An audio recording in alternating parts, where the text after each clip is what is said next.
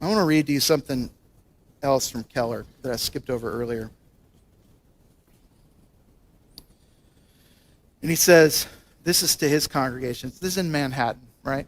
That's where Tim Keller ministered.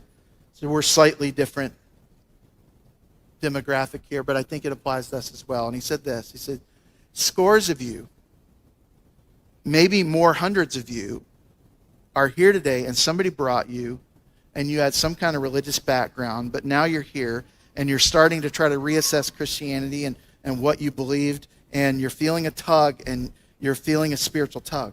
You're feeling a call. And he says, good. God's patient, and you mustn't come precipitously. You mustn't come without understanding. You mustn't come without counting the cost. He says, but do you see, don't postpone indefinitely. And he says, and here's why. You're really incapable of coming when you want. In other words, a person mustn't say, well, it's pretty interesting, this Christianity, maybe next year. You can't come when you want. You can't come when you want. Look, when somebody says, I've got a meal, this is the image here, I've got a meal, and you say, well, I think I'll come next month and eat the meal. He says, that doesn't work. You can't come next month. It won't be there next month. You can only come to a meal when you're called.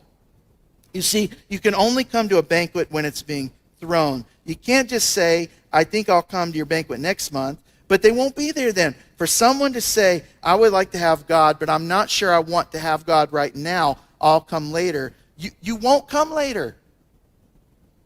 If your dead spiritual sensibility is beginning to wake up, it's only because God is at your elbow and he's doing something in your heart. And he says, don't be like Augustine, St. Augustine, who early on said, Lord, make me pure, but not right now.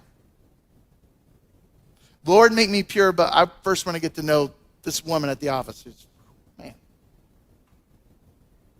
Lord, make me pure, but I've got some other things I want to sow some wild oats right now. I'll come back to you later. You don't know if there's going to be a later.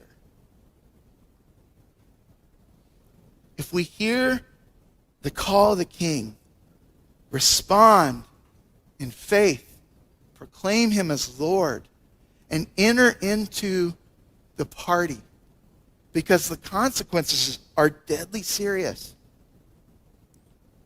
But God wants you at that party.